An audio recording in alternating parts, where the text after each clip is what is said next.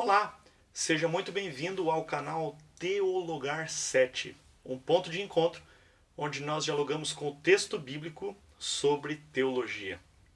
Muito bem, hoje nós estamos começando uma nova série que tem como título Raízes. Raízes são o que fundamentam uma árvore, é o que dá firmeza para ela, é o que dá sustentação e também é por onde a árvore se alimenta. As raízes, elas sugam da terra aquilo que a árvore precisa, o alimento da árvore. E uma árvore saudável, ela deve ter raízes saudáveis também. A Bíblia nos diz que nós conhecemos uma árvore pelos seus frutos. Jesus disse, pelos seus frutos os conhecereis. Não há como uma árvore boa produzir maus frutos e não há como uma árvore má produzir bons frutos. Então, a pergunta que a gente faz para iniciar esta série é: quais são as nossas raízes?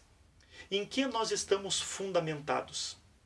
O que nós realmente acreditamos como Igreja Adventista do Sétimo Dia?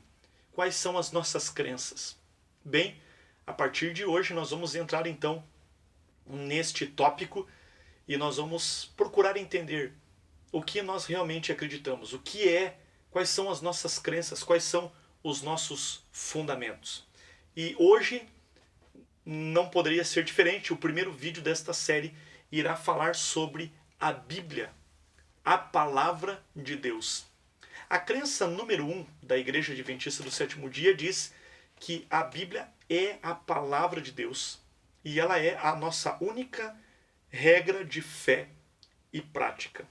E para a gente entender um pouquinho mais sobre a Bíblia, eu quero falar com você sobre basicamente 3 pontos muito importantes, conceitos importantes com relação à Palavra de Deus, ok?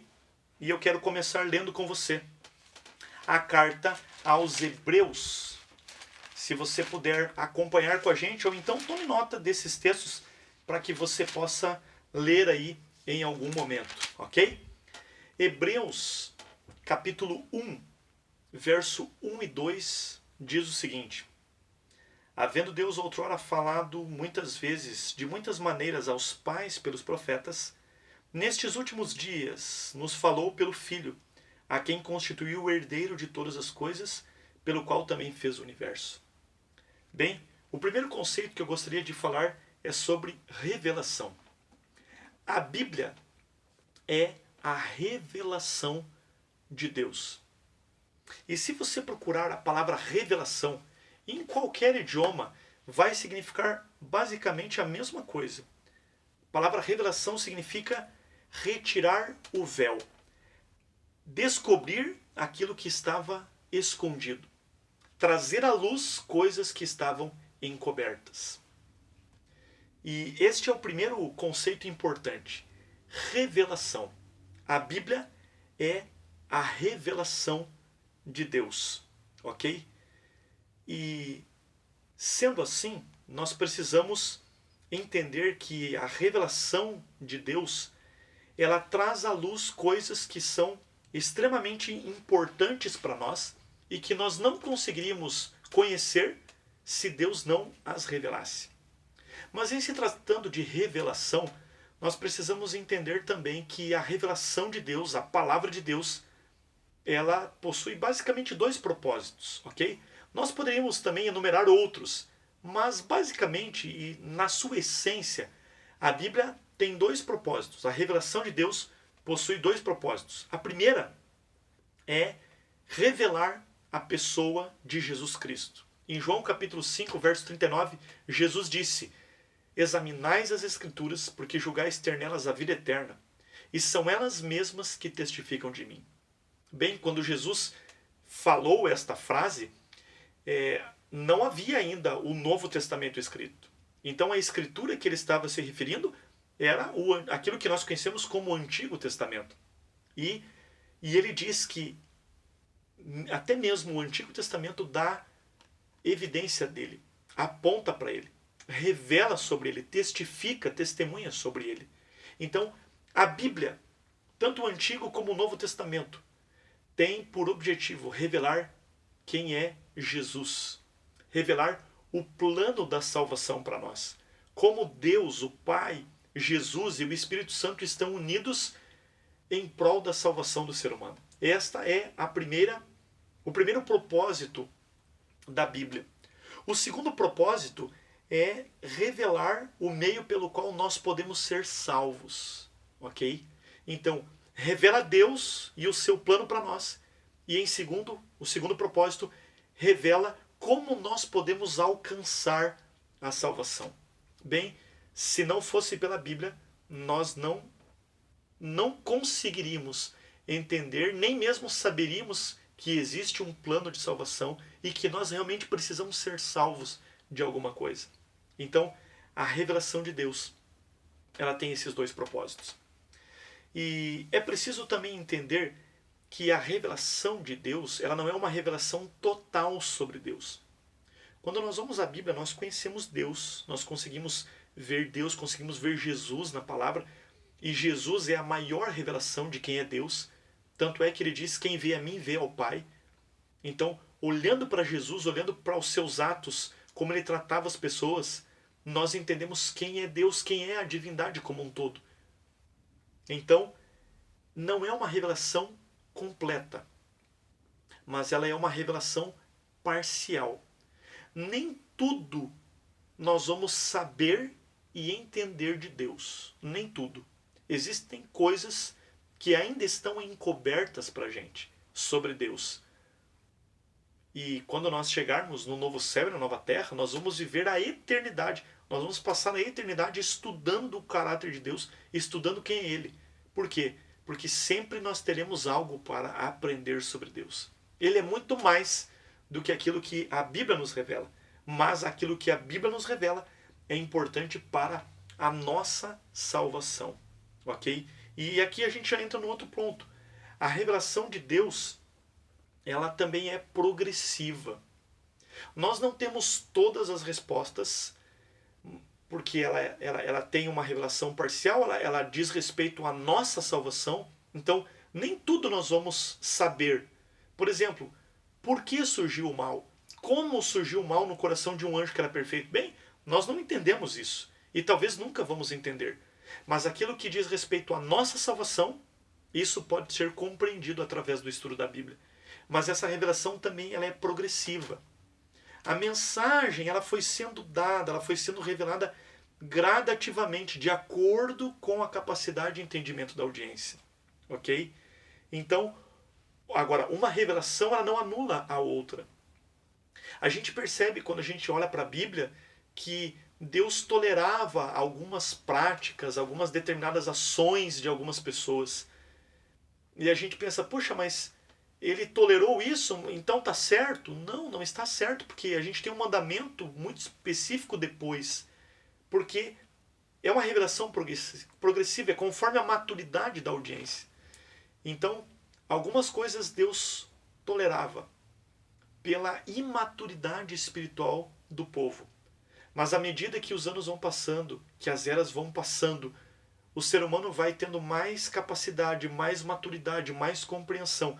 E à medida que o ser humano alcança a maturidade, Deus vai revelando um pouco mais do seu caráter, da sua vontade. E um outro ponto bastante interessante é a forma com que Deus trata as pessoas, o pecador. Quando nós vamos à Bíblia, por exemplo, em Levítico capítulo 20, verso 10, e Deuteronômio 22, 22, nós vemos lá uma lei bastante interessante, bastante curiosa. Ela diz que os adúlteros devem ser punidos com pena de morte, de apedrejamento. Porque o adultério é pecado, e aquele que cometer este pecado deve ser apedrejado até a morte. Bem, hoje, nos dias de hoje, um adúltero deve ser punido dessa forma? É claro que não. Nós não vamos apedrejar alguém até a morte por ter cometido o pecado do adultério. Mas então quer dizer, pastor, que Deus muda? Não, Deus não muda. O adultério continua sendo pecado. Mas a forma com que Deus trata é diferente. A forma com que Deus vai se relacionar com o pecador é diferente. Tudo está atrelado à maturidade das pessoas, à maturidade da audiência. Por exemplo, você não repreende, você que é pai e tem filhos adolescentes, com certeza você não repreende o seu filho de 15 anos da mesma forma que repreendia quando ele tinha 5 anos. Então, ele já está maduro. Então, a forma de diálogo, como você vai conversar, como você vai lidar com os problemas são diferentes. Mas eu tenho certeza que as regras continuam sendo válidas. E isso é a Bíblia. Os princípios de Deus são eternos, são imutáveis. Mas a forma com que Deus vai se relacionar com as pessoas muda de acordo com a maturidade, com a experiência e principalmente a maturidade espiritual da sua audiência. Isso é bastante importante. Princípios não mudam. O que era pecado lá no passado continua sendo pecado. Mesmo que Deus tenha relevado alguns pecados lá no passado, eles continuam sendo pecado. Deus não muda, ok? Deus não muda. Como diz lá Malaquias 3, verso 6. Eu sou o Senhor teu Deus e não mudo. Princípios são eternos. E há um outro conceito bastante interessante também, que diz respeito à questão da inspiração. É como a revelação chegou para os profetas e como ela é transmitida através deles. E há diversas formas de inspiração. Revelação é Deus revelando a mensagem. Agora, como esta mensagem vai ser comunicada? Bem, alguns tiveram sonhos, outros tiveram visões, outros, como Lucas, eles escreveram partes da Bíblia através da pesquisa. Outros ouviram a voz de Deus e eles dizem assim: assim diz o Senhor. Então, há diversas formas de comunicação da palavra de Deus para o profeta. Assim como há diversidade literária na comunicação da mensagem de Deus através do profeta. O que isso significa? Bem, alguns profetas tiveram sonhos e eles tiveram uma mensagem, receberam uma mensagem em sonho e agora ele precisa comunicar essa mensagem. De que forma ele vai fazer?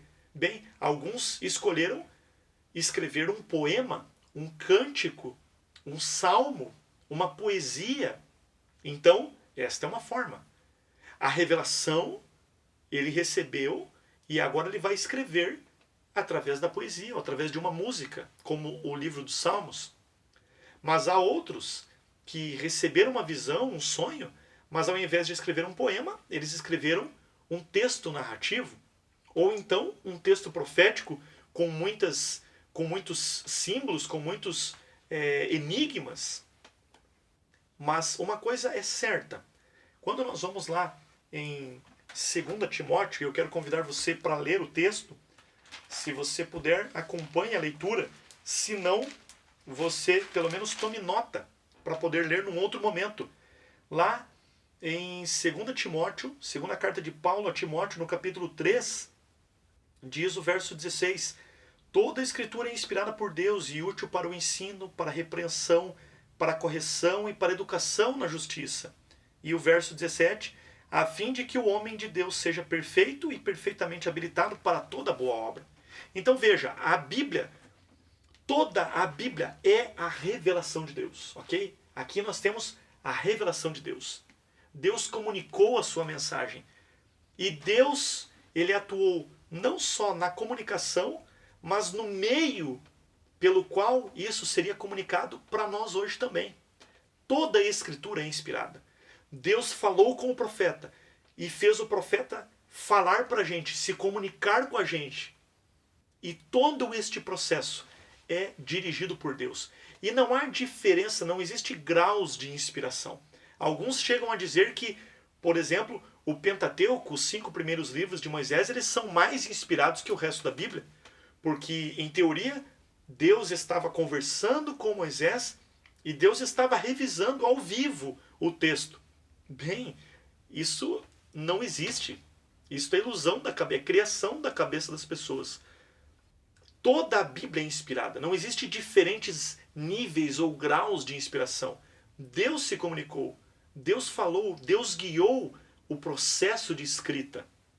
Agora, uma coisa é importante nós entendermos, que a inspiração, Ellen White nos diz isso no livro Mensagens Escolhidas, volume 1, que a inspiração ela atua no homem e não nas palavras que ele escreve. Deus não fez um ditado e as pessoas começaram a escrever, os profetas escreveram palavra por palavra. Não foi assim.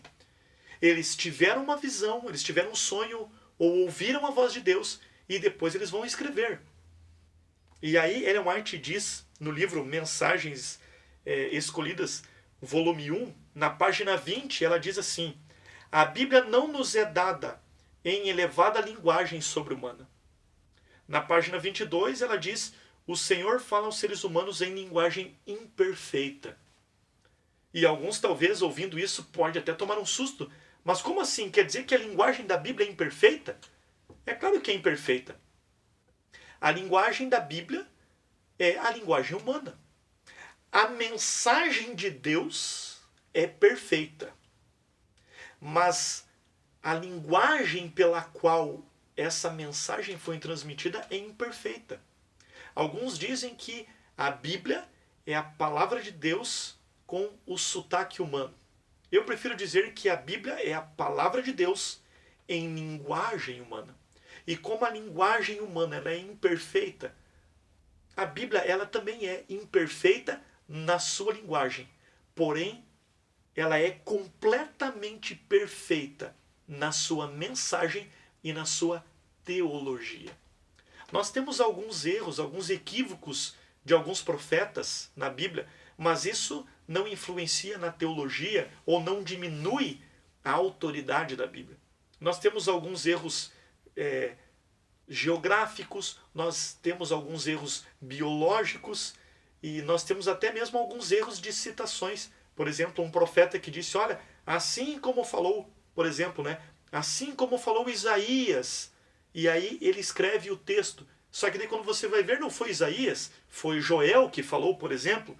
Então, existe alguns equívocos, mas isso não diminui a mensagem da Bíblia, não diminui a sua teologia. E isso não interfere na salvação do ser humano, na compreensão de quem é Deus. Então, é uma linguagem imperfeita, mas a mensagem é completamente perfeita. E aqui eu quero falar agora sobre o terceiro ponto, o terceiro sentido da Bíblia também, né?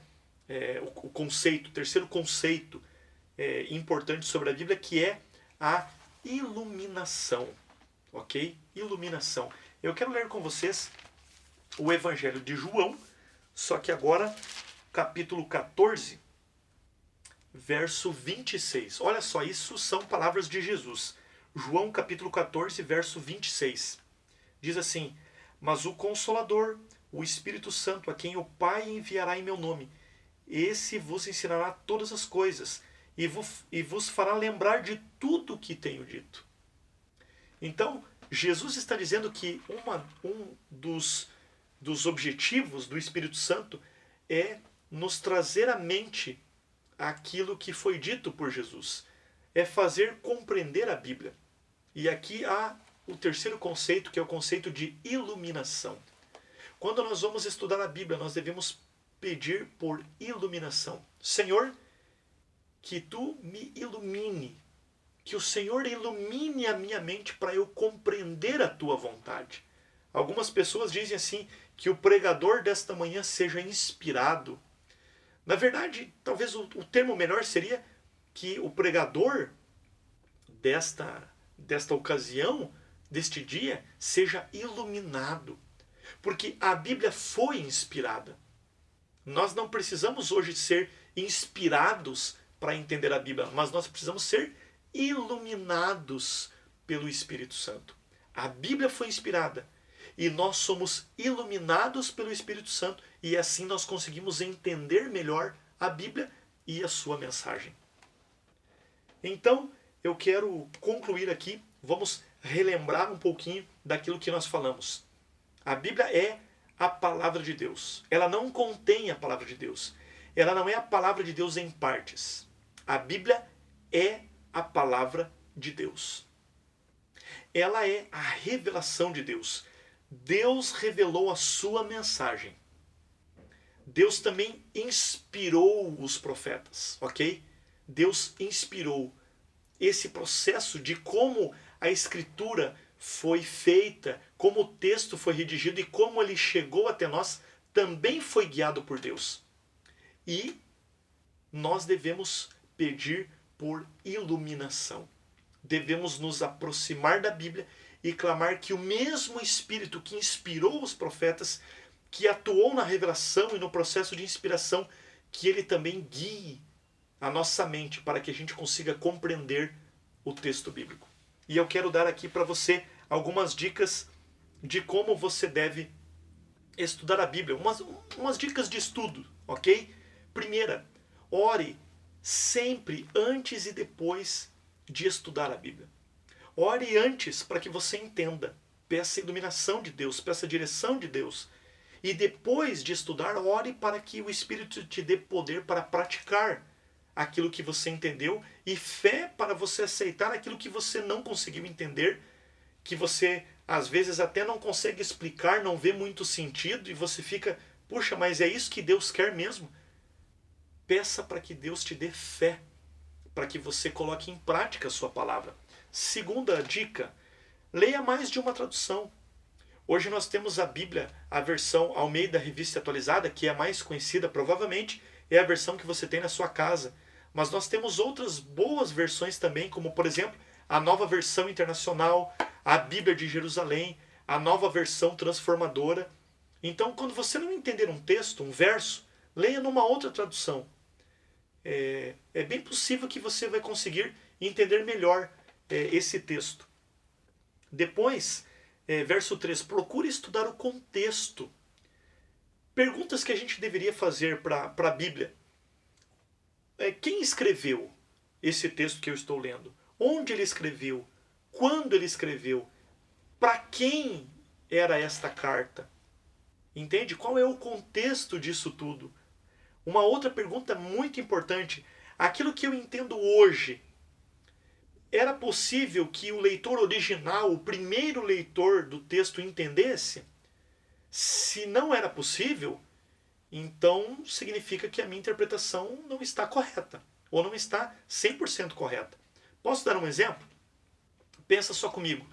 Lá no Antigo Testamento, nós temos uma regra, em Levítico. Moisés escreveu o seguinte: homem não se vista com roupa de mulher. Mulher não se vista com roupa de homem.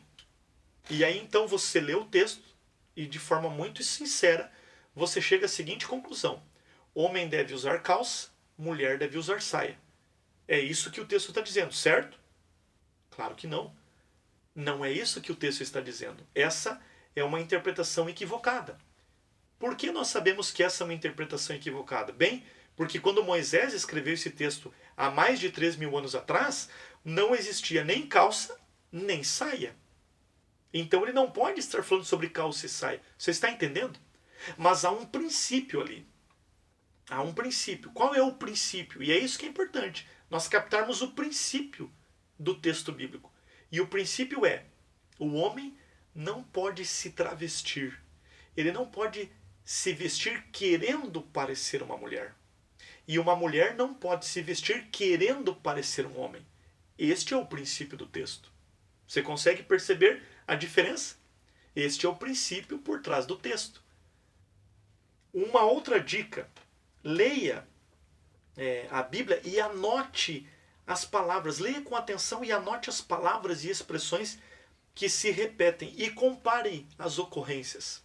Às vezes você percebe que o texto está, parece que dando uma informação e essa informação ela vai se repetindo ao longo do texto. Opa, se você começar a comparar essas repetições com outras ocorrências da mesma, ou então perceber como o texto está estruturado, isso vai facilitar bastante a sua compreensão. Quinta dica, leia o que Ellen White escreveu sobre a passagem.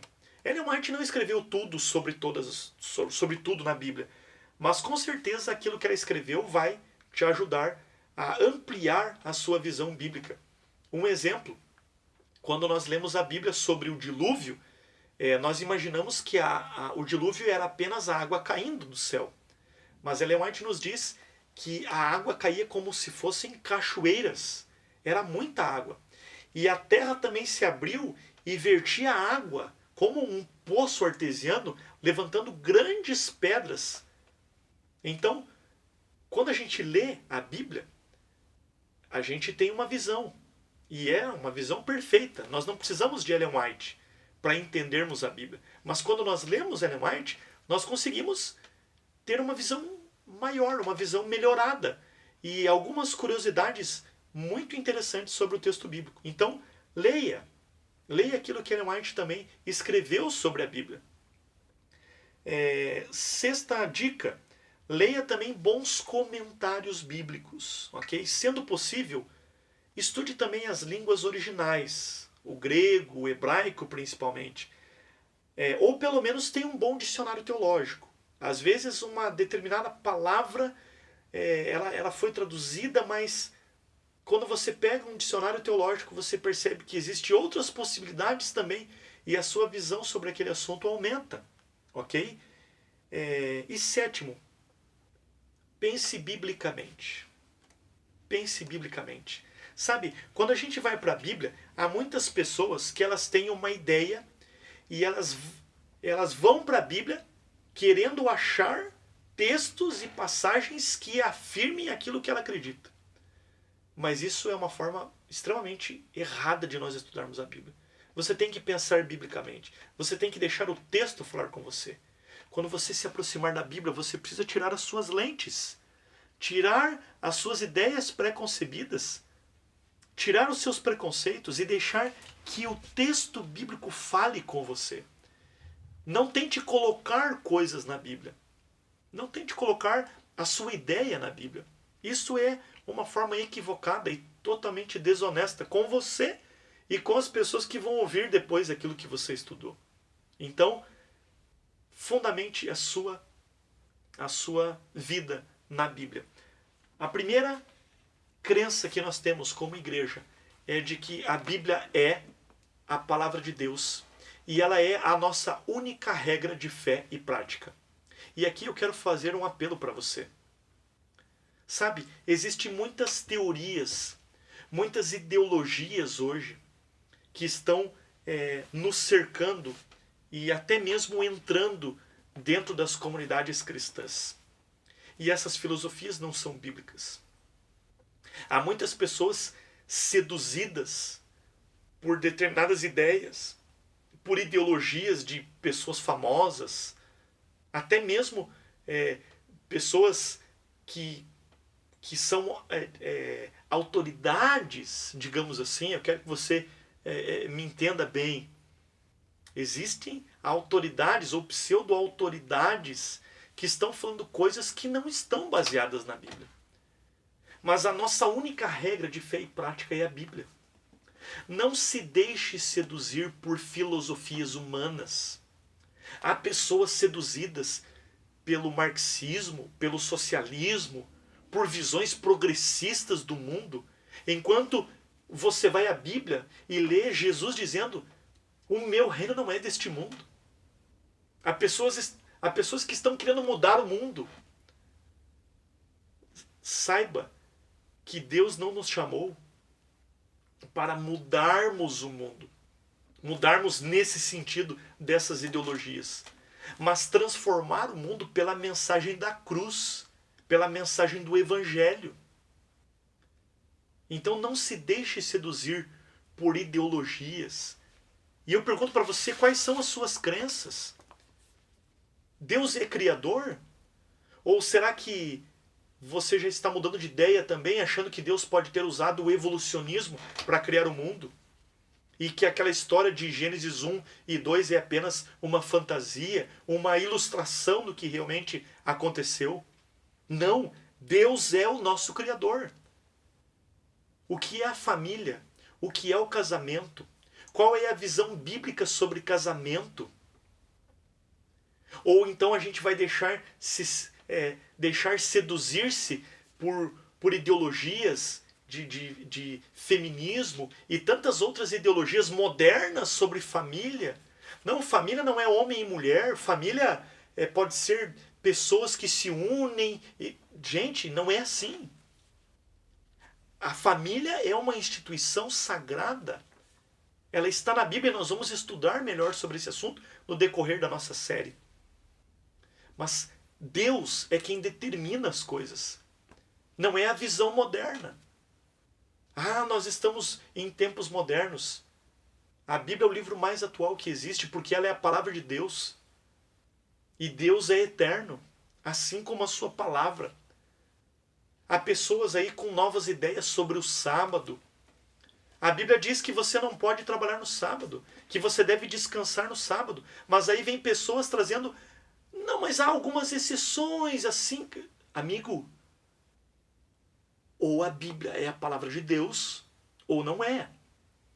E infelizmente há pessoas que estão dando ouvidos a pessoas e esquecendo da palavra de Deus. Queridos, nós não devemos seguir pessoas. Nós devemos seguir a Bíblia. Não acredite em pastores. Pastores que fazem vídeos pela internet, assim como eu, não acredite em mim. Acredite na Bíblia. A Bíblia é a sua regra de fé e prática. Não é aquilo que eu digo, não é aquilo que as pessoas dizem. Não é aquilo que os famosos da internet dizem. Então, o meu apelo para você é que você viva uma vida baseada na palavra de Deus. Baseada na palavra de Deus e unicamente na palavra de Deus. Siga a vontade de Deus, não a vontade e as ideias de homens. Não se deixe levar por ideologias modernas ou por sermões e palestras de famosos. Viva aquilo que a Bíblia diz para você. Fundamente a sua vida, tome as suas decisões baseadas unicamente na palavra de Deus. Ela é a nossa única regra de fé e prática. Que Deus abençoe muito você, a sua família, e que você cresça cada vez mais no estudo e na compreensão do texto sagrado. E assim, conheça mais sobre Jesus, mais sobre a sua vontade e o plano que Ele tem para salvar você. Que Deus abençoe muito você e até o nosso próximo vídeo.